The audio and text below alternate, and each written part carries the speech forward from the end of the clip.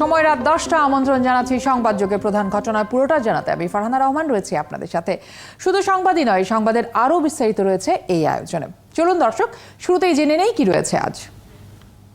মূল্য সমন্বয়টা করার পিছনে যে বিষয়গুলো বেশি কাজ করে সেটা হচ্ছে যে এই আর্থিক বিষয়টাকে সমন্বয় করা, আর যে আশঙ্কাটা আমাদের সবসময় কাজ করেছে যে পার্শ্ববর্তী দেশের সাথে আমাদের ডিজেলের মূল্যের পার্থক্য প্রায় 50 টাকার উপরে। আমরা বাধ্য হয়েছি এখানে একটা অ্যাডজাস্টমেন্ট করার জন্য প্রাইসে, এবং আমার মনে হয় না যে এটা খুব সহজে পর্যায়ে অ্যাডজাস্টমেন্ট থাকবে। আমরা আশা করছি যে এটা বেশি দিন থাকবে না, যদি কন্টিনিউ করে তাহলে আমাদের কন্টিনিউ করতে হবে। দর্শক, এবারে রয়েছে পুরো আয়োজন। ভর্তুকি কমাতে ডিজেল ও কেরোসিনের দাম লিটারে 15 টাকা বাড়িয়ে 80 টাকা করেছে সরকার। নতুন দামের কারণে তেল পাচারের শঙ্কা কমবে বলে মনে করছেন পেট্রোলিয়াম কর্পোরেশনের চেয়ারম্যান। তবে এই দাম বেশি দিন দীর্ঘায়িত হবে না বলে জানিয়েছেন জ্বালানি প্রতিমন্ত্রী। আর এনার্জি রেগুলেটরি কমিশন আইনকে তোয়াক্কা না করে বিপিসির দাম বাড়ানোর এই ঘটনাকে শাস্তিযোগ্য বলছেন ভোক্তাদের সংগঠন ক্যাবের জ্বালানি উপদেষ্টা।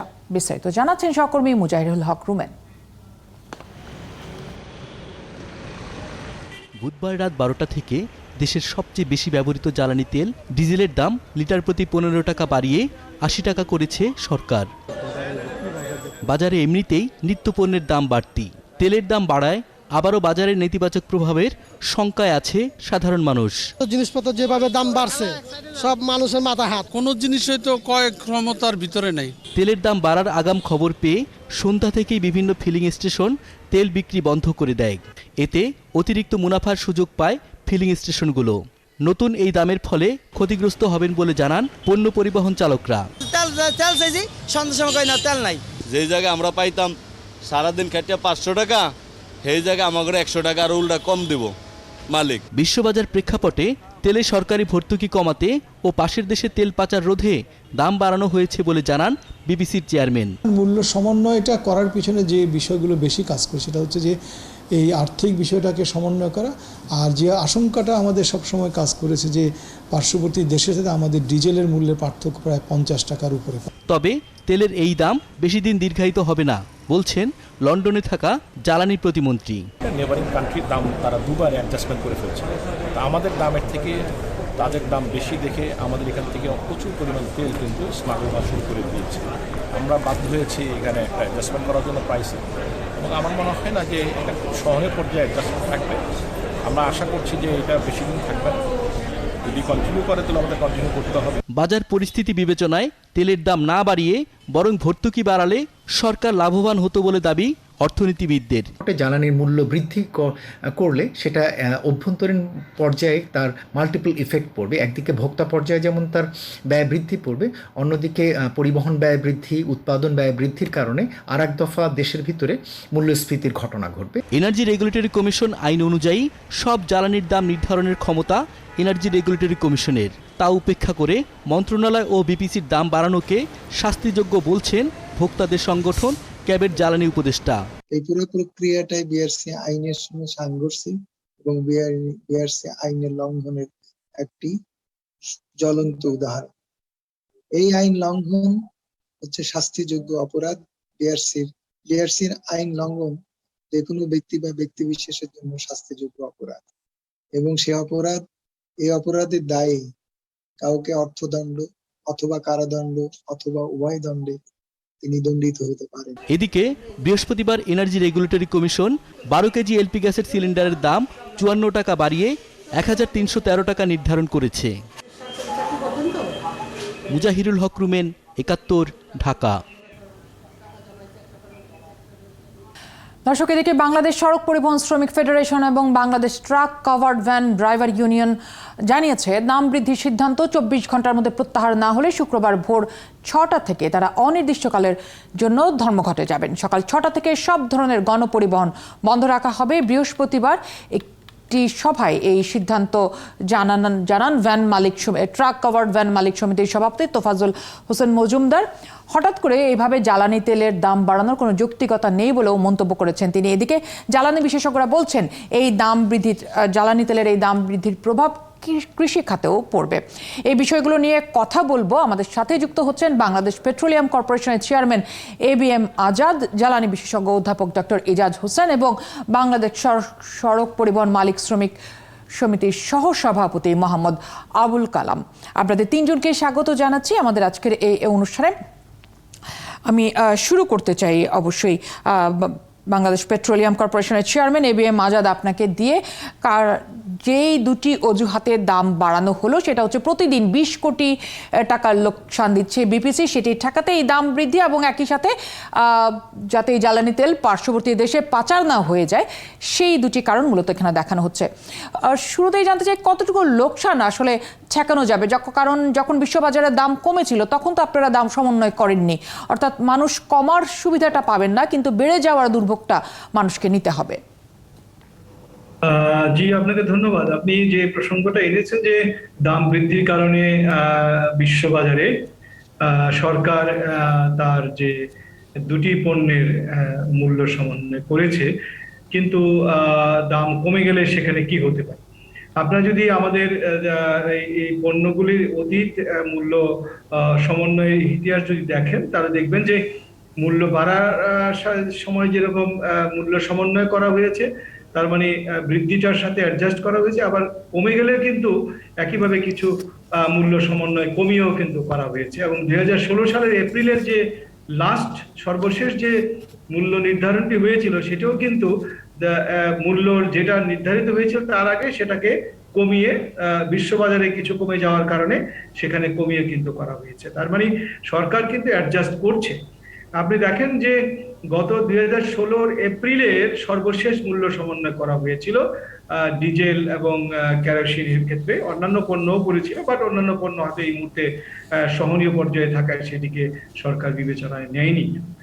যে এর মধ্যে এই প্রায় 3-4 বছর পরে বা 5 বছর পরে গিয়ে সরকার মূল্য সমন্বয়টি করেছে এবং এর পেছনে কারণটা আপনি নিজে উল্লেখ করেছেন। জনাব ABM আজাদ, তখন বলা হয়েছিল যে 3 দফা এই দাম কমানো হবে, কিন্তু এক দফার পরপরই আর পরের 2 দফার খবর পাওয়া যায়নি।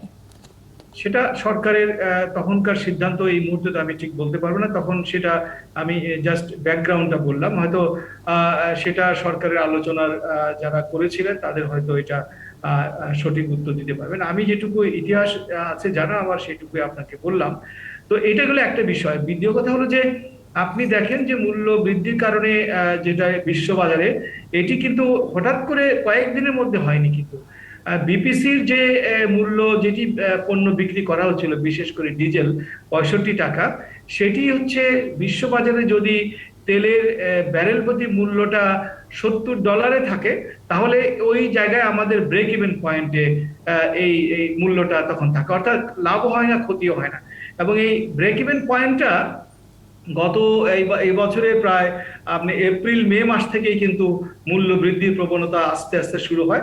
তখনও আমাদের কাছে সহনীয় ব্যাপারটা ছিল বলে সরকার সম্ভবত তাৎক্ষণিকভাবে মূল্য বৃদ্ধির বা সমন্বয়ের দিকে যায়নি।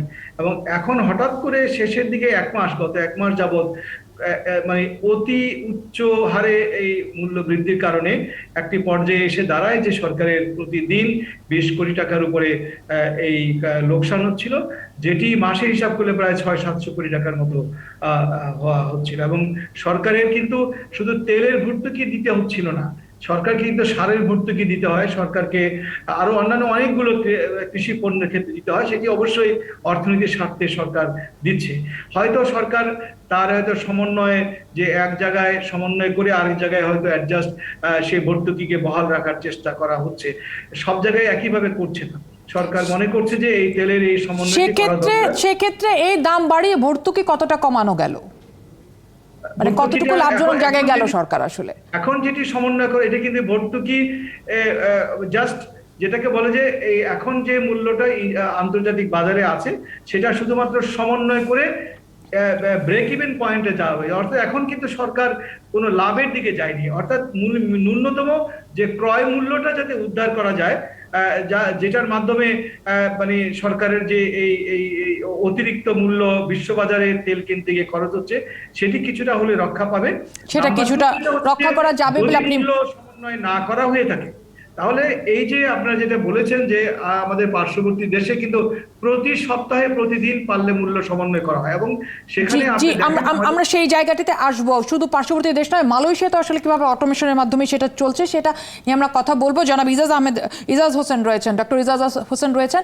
আপনার কাছে আসতে চাই। ডক্টর ইজাজ হোসেন, আপনি এর সাথে কতটা একমত যেটা বলছিলেন ABM আজাদ, যে লাভজনক অবস্থায় না গেলেও আমরা কিছুটা সমন্বয় করে একটি স্বাভাবিক অবস্থায় আসতে পেরেছি, কিন্তু ওই ক্ষতি কমাতে যে আর কোন কোন জায়গায় আমরা ক্ষতির মুখে পড়তে যাচ্ছি বলে আপনি মনে করেন? ধন্যবাদ। অ্যাকচুয়ালি সরকার যখনই বাড়ায় তখন তারা যখন ভর্তুকির কথাটাই তারা দেখে, which is true, এটা দেখবে, এটা স্বাভাবিক। কিন্তু আমাদের এই করোনার সময় এই যে প্রায় 1 বছরের উপরে তেলের দাম কত ছিল ওনারা যদি একটু দেখেন তাহলে ওনাদের কাছে স্পষ্ট হয়ে যাবে যে কোটি কোটি টাকা মানে এই গত ধরেন 1.5 বছরে সরকারের কোষাগারে জমা হয়েছে। এখন ভালো, কোনো অসুবিধা নাই, কিন্তু এই টাকাটা তো সরকারের খরচা করে ফেলার কথা না।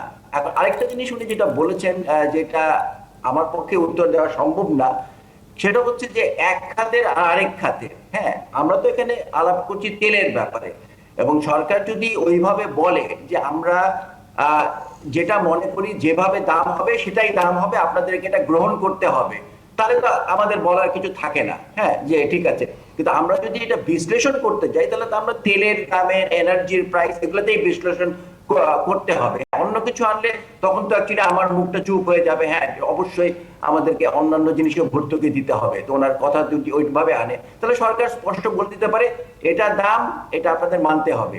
কিন্তু যখনই সরকার অন্যান্য যুক্তির কথা নিয়ে আসে তখনই আমাদের কাছে এটা একটা অসম্ভব মনে হয়। উনি যেটা নিজেই বললেন যে এপ্রিল থেকে বাড়ছে, $70 যখন ক্রস করেছে, এটা কতদিন হয়েছে আপনি যদি দেখেন, এবং সবাই বলছে যে এটা একটা আনন্যাচারাল, এটা অস্বাভাবিক একটা জিনিস, এবং এইটা হয়েছে পৃথিবীতে, এটা কখনোই ইউজুয়ালি হয় না যে ন্যাচারাল গ্যাসের শর্টেজের কারণে তেলের দাম বেড়েছে। তেলের দাম বাড়ার কোনো যুক্তি নাই, তেলের দাম বাড়ার কথা ছিল না। ন্যাচারাল গ্যাস এর প্রাকৃতিক গ্যাস যেটা আমরা LNG হিসাবে আনি, ওইটার দাম বাড়ার কারণে ফিউল সুইচিং হয়েছে অনেক জায়গায়, লোকরা ন্যাচারাল গ্যাস এর বদল, এবং কয়লারও শর্টেজ হয়ে গেছে তেল, কারণ তেলটা খুব সহজেই ব্যবহার করা যায়। আপনি জানেন যে বাসায় আমাদের ইলেকট্রিসিটি না থাকলে আমি তেল দিয়ে ইলেকট্রিসিটি জেনারেট করি খুব সহজে। তো অনেক হাজার হাজার generator all over the world আছে, এবং তারা ইমিডিয়েটলি তেল কেনা আরম্ভ করলো এবং এটা বাড়া আরম্ভ করলো। কিন্তু আপনি যদি লাস্ট 1 সপ্তাহের জিনিস পড়েন, এটা কিন্তু স্টেবিলাইজ করে অলরেডি $2-3 কমছে। হ্যাঁ, তো ওনারা অ্যাকচুয়ালি যে সমন্বয় করেছে কত ডলার, উনি অবশ্য আর পরে হলে বলতে পারেন যে কত $70 ঠিক বলেছেন, বেড়ে এখন 85-তে চলে গেছে, আমি যতদূর জানি আজকে 82। হ্যাঁ, তো এরকম তো বাড়বে, তেলের দাম তো বাড়বে কমবে। ওনারা যদি স্পষ্টভাবে, আমার কথা হচ্ছে যে জনাব ইজাজ, আমি একটু যোগ করতে চাই আপনার সাথে যে গত 7-8 বছর ধরে কম ছিল, এমনকি $40ও নেমেছিল কিন্তু তেলের দাম, তখন কিন্তু আমার এখানে তেলের দাম কমেনি। তো সেই জন্য আমার কথা হচ্ছে যে এটাকে যদি স্পষ্ট করে বলা থাকে যে ঠিক আছে 6 মাস যদি কিংবা 3 মাস যদি এটার দাম বৃদ্ধি থাকে, তাহলে আমরা তারপরে চিন্তা করে দেখাবো, এবং আমরা 3 মাস এটা অবজার্ভ করে অ্যাভারেজ করে দেখবো যে যদি কমে আমরা এটা সমন্বয় করব। কিন্তু আমরা দেখেছি এটা করা হয় না। উনি যেটা বললেন যে একবার করা হয়েছে, ইয়েস, শুধু 3 টাকা কমানো হয়েছে।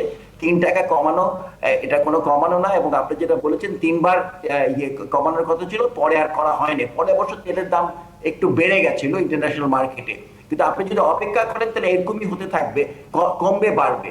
তাহলে আমার কথা হচ্ছে যে এগুলোকে খুব স্পষ্ট করা দরকার, যে কারণ সবার মনেই ওইটাই থাকবে যে আমরা তো প্রায় 1.5 বছরের মতো ভর্তুকি দিলাম, মানে আমরা ভর্তুকি দিলাম সরকারকে, আর আমরা সরকারকে লাভ দিলাম। হ্যাঁ, সেই লাভের টাকাটা গেল কোথায়? এটা তো অয়েল খাতে, তেল খাতের টাকা, এটা তো তেল খাতে থাকবে, এটা অন্য খাতে যাবে কেন? আমি জানি সরকারের অবস্থা খুবই শোচনীয় এনার্জির ব্যাপারে, ন্যাচারাল গ্যাস কিনতে হচ্ছে অত্যন্ত চড়া মূল্যে। হ্যাঁ, কয়লার দামও বেড়ে গেছে, খুবই টাইট। কিন্তু কথা হচ্ছে যারা তেল নিয়ে কাজ করে, যারা তাদের তেলের, তাদেরকে তো ওগুলা বললে এটা ঠিক হবে না। এটা তো কারণ তাদের ব্যবসা তো তেলের সাথে কানেক্টেড। একেবারে আপনার কাছে নিশ্চয়ই ফিরবো, কারণ এই ধাক্কাটা আসলে একেবারে কৃষি খাত থেকে শুরু করে পরিবহন খাতে যে লাগবে এবং ঘুরে ফিরে এটা আসলে একেবারে সাধারণ মানুষের গায়ে এসে লাগবে। আমাদের সাথে রয়েছেন বাংলাদেশ সড়ক পরিবহন মালিক শ্রমিক সমিতির সহ সভাপতি জনাব আবুল কালাম। আপনার কাছে আসতে চাই, আপনারা আগামীকাল থেকে ধর্মঘট ডেকেছেন, একেবারেই কোনো ধরনের আগাম ঘোষণা না দিয়ে যে ধর্মঘট ডাকলেন, সাধারণ মানুষের কথা কি আপনারাও চিন্তা করবেন না? দেখুন, আমি একটা কথা বলতে চাই, সেটা হলো যে গতকাল রাত্রে কোন রকম আলোচনা ছাড়াই সরকার যখন তেলের মূল্যটা বৃদ্ধি করলো, তখন কিন্তু কাউকে কোনো কিছু জানানো হয়নি। দ্বিতীয়ত, এমন ভাবে বৃদ্ধিটা হলো যে বৃদ্ধি, আমি ৪৫ বছর যাবৎ পরিবহন ব্যবসা করি, আমি ৪৫ বছরের ইতিহাসে এটা দেখি নাই, যেটা নাকি যে একবারে প্রতি লিটারে আপনার 15 টাকা বৃদ্ধি। এই একবারে 15 টাকা বৃদ্ধির ফলে আপনার যে গাড়ি ৩,০০০, ৩,৫০০ বা ২,০০০ টাকা ইনকাম দেয়, ওই গাড়ির তেল কিনতে হয় ২৮০০ থেকে ৩২০০ টাকা বেশি। যেমন রাজশাহী ঢাকা একটা গাড়ি যদি আপ ডাউন করে, তাহলে ৩,০০০ টাকার অতিরিক্ত যে বর্তমান যে তেলের যে কস্টিংটা আছে, তার থেকে ৩ থেকে ৩,৫০০ টাকার অতিরিক্ত তেল কিনতে হয়। অন দি আদার হ্যান্ড, ওই গাড়ির ইনকাম, বাসের ইনকাম আসে হয়তো ৪,০০০ টাকা। ওই ক্ষেত্রে ড্রাইভারের স্যালারি দেওয়ার মতো তো উপায় নাই মালিকের। এখন মালিকদেরকে আপনি যে কথাটা বলছেন যে আমরা ধর্মঘট ডেকেছি, আমরা কিন্তু ধর্মঘট ডাকি নাই। আমি স্পষ্টভাবে বলতে পারি, আমরা ধর্মঘট ডাকি নাই। মালিকরা যাদের গাড়ি চালিয়ে পুষাবে তারা গাড়ি চালাবে, আর যাদের গাড়ির ফুয়েল কস্ট উঠবে না বা যাদের পুষাবে না তারা চালাবে না। সিদ্ধান্তটা এইরকম হয়েছে। না, সেই সিদ্ধান্ত যাই হোক, আমি সাধারণ মানুষ হিসেবে কিভাবে জানবো যে কে গাড়ি চালাবেন আর কে গাড়ি চালাবেন না? শুনুন,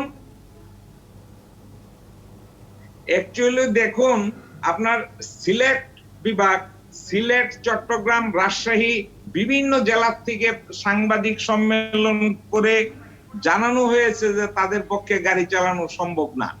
এখন আমরা যারা কেন্দ্রীয় নেতা, আমরা যারা কেন্দ্রে নেতৃত্ব দেই, আমরা বিভিন্ন ডিস্ট্রিক্টগুলি তাদের যে সেন্টিমেন্ট, তাদের সেন্টিমেন্টকে তো আমরা ইগনোর করতে পারি না। তাদের যে যৌক্তিক দাবি সেটা ইগনোর করতে পারি না। একটা জিনিস দেখুন,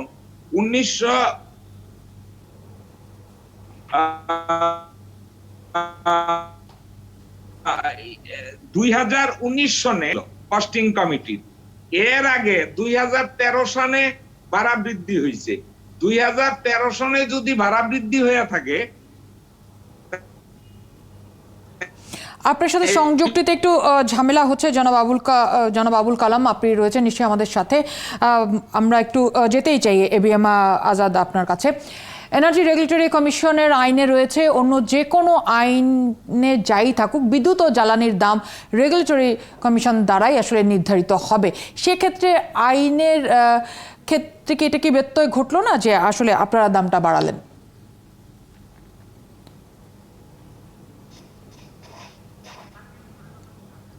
আপনাকে আনমিউট করতে হবে ডিভাইসটি। নিশ্চয়ই আপনি আমাকে শুনতে পাচ্ছেন। সরি, আমি মিউটেড ছিলাম। আসলে এই বিষয়ে আমি সরাসরি কোনো উত্তর দিতে পারছি না, কারণ এটি সরকারের সিদ্ধান্তের বিষয় এবং আমার মনে হয় এই বিষয়ে অন্য কেউ হয়তো আপনাকে সঠিক উত্তর দিতে পারে। তবে সরকার, যেহেতু আমি বিপিসির চেয়ারম্যান হিসেবে আমার দায়িত্ব হলো সরকারের সিদ্ধান্ত বাস্তবায়ন করা, আমি সেই কাজটি শুরু করছি। ঠিক আছে, তাহলে আরেকটি প্রশ্নের উত্তর একটু জানতে চাই। ভারতে এই মুহূর্তে দাম রয়েছে 124 টাকা জ্বালানি তেলের, আমার দেশে আমরা বাড়ালাম 15 টাকা, সেক্ষেত্রে 65 থেকে 80 টাকা বাড়লো।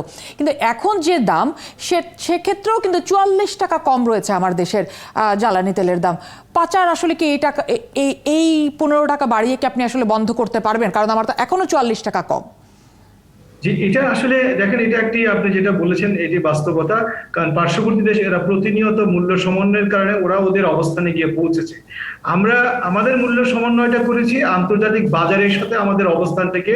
যে আমরা যদি ওদের সাথে পুরোপুরি সমন্বয় করতে তাহলে তো সাধারণ মানুষের কষ্টের মাত্রাটা আরো ভয়াবহ হবে। সরকার সেদিকটা নিশ্চয়ই চিন্তা করেছে।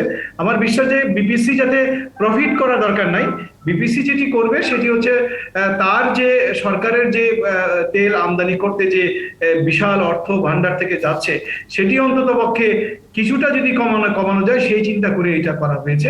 তবে যেটা বলেছেন যে পাচারের ক্ষেত্রে আমাদের তো আইন শৃঙ্খলা বাহিনী রয়েছে, বিজিবি রয়েছে, জেলা প্রশাসন রয়েছে, যাদেরকে ইতিমধ্যে নানান নির্দেশনা দিয়েছে এবং তারা যে কাজ করছে। হয়তো তাদেরকে যদি এর মধ্যে কোনো রকম নেগেটিভ বেশি রিপোর্ট আসে তখন হয়তো সরকার ভিন্ন আবার চিন্তা করবেন, কিন্তু আপাতত জনগণের কথা চিন্তা করে, সকল বিষয় চিন্তা করে অন্তত পক্ষে আমার মনে হয় যে এটা আমরা নির্ধারণ করেছি, তাতে জ্বালানির যেটা পাচারের প্রবণতার যে তীব্র মাত্রাটি হয়েছিল সেটি অন্তত অনেকটাই নিবারণ হবে আমি বিশ্বাস করি। অনেক ধন্যবাদ ডক্টর ইজাজ হোসেন। আপনি আসলে এই কথাটির সাথে কতটা একমুখ যে সেখানে প্রভাব আসলে পড়বে না? আর সেই সাথে একটু জানতে চাই, ক্রুড অয়েল আরও বেশি এনে এটাকে যদি পরিশোধন করে ডিজেল উৎপাদন করা যেত, নিশ্চয়ই পরিশোধিত তেল আমদানির চেয়ে খরচ কম পড়তো। সেক্ষেত্রে আমার দেশ আসলে কেন এই সক্ষমতা বাড়াচ্ছে না বলে আপনি মনে করেন? আপনি পরের প্রশ্নটা আমি উত্তর দিই আগে, যে এখানে আমরা যদি রিফাইন করি অল্প কিছু কমে, তেমন বেশি কমবে না আর কি। তবে আপনার যেটা হয়, আপনার হাতে এটা কন্ট্রোলটা থাকে যে আপনি নিজে এই কখন কত লাগবে সেটা করতে পারেন। তবে আমাদের এখানে রিফাইনারি করে আপনি হয়তো ডিজেলটা ব্যবহার করতে পারবেন, কিন্তু অন্যান্য আরো কতগুলো প্রোডাক্ট আছে ন্যাপথা যেগুলার এক্সেস হয়ে যায় এবং সেগুলোকে রিএক্সপোর্ট করতে হয় কম দামে।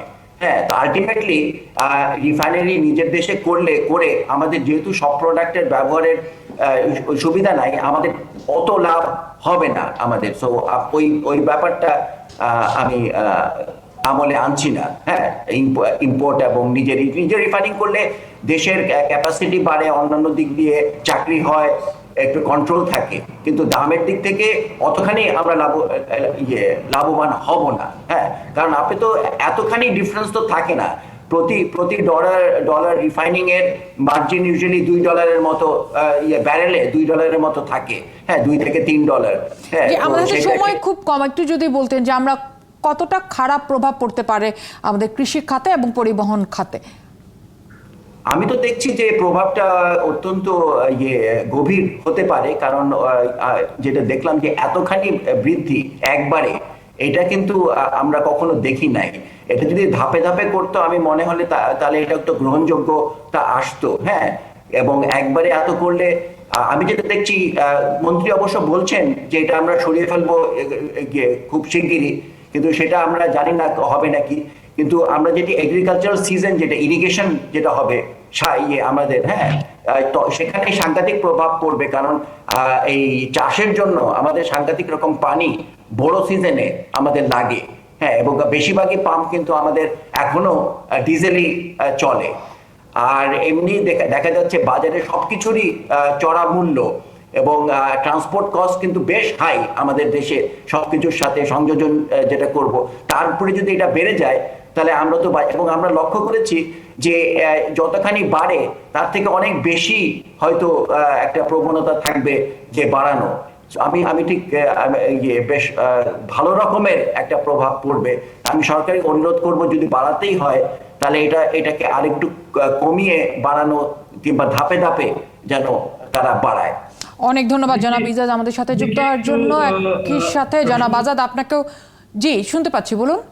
জাস্ট এক মিনিট আমি নিই, যে আপনি যে প্রশ্নটা করেছেন যে আমাদের পরিশোধন যে সক্ষমতার বিষয় বলেছেন, এবং ইতিমধ্যে কিন্তু এই বিষয়ে সরকার পদক্ষেপ নিয়েছে। আপনার জাস্ট নলেজের জন্য একটু দিই যে আমাদের ইস্টার্ন রিফাইনারি যেটি পরিশোধন করে থাকে আজ থেকে প্রায় 53 বছর আগে প্রতিষ্ঠিত, সেটি প্রথমবারের মতো তার 100% সক্ষমতা অর্জন করেছে এবছর। একইভাবে এই রিফাইনারিটিকে ইউনিট 2 হিসাবে আবার নতুন করে আরো একটা ইউনিট তৈরি করা হচ্ছে এবং তার সক্ষমতা আর 3 গুণ বাড়বে যদি আমরা এটিকে পুরোপুরি স্থাপন করে কার্যক্রম করতে পারি। একই সাথে কিন্তু বেসরকারিভাবে কিছু রিফাইনারির মতো প্রতিষ্ঠান তৈরি হচ্ছে এবং ইতিমধ্যে একটি প্রতিষ্ঠান তার ইয়াতেও যেটাকে বলে অপারেশনে এসছে এবং তার মানে এই জায়গায় কিন্তু আমাদের সক্ষমতা কিছুটা বাড়ছে। এটা একটা ভালো খবর অন্তত। অনেক ধন্যবাদ জনাব আজাদ আমাদের সাথে যুক্ত হওয়ার জন্য। একই সাথে জনাব ইজাজ আপনাকেও ধন্যবাদ জানাচ্ছি জনাব আবুল কালাম আপনাকেও। দর্শক আমাদের সাথে যুক্ত ছিলেন বিপিসির চেয়ারম্যান ABM আজাদ এবং একই সাথে যুক্ত ছিলেন অধ্যাপক ডক্টর ইজাজ হোসেন জ্বালানি বিশেষজ্ঞ এবং হাজী মোহাম্মদ আব্দুল কালাম সহসভাপতি বাংলাদেশ সড়ক পরিবহন মালিক শ্রমিক সমিতির।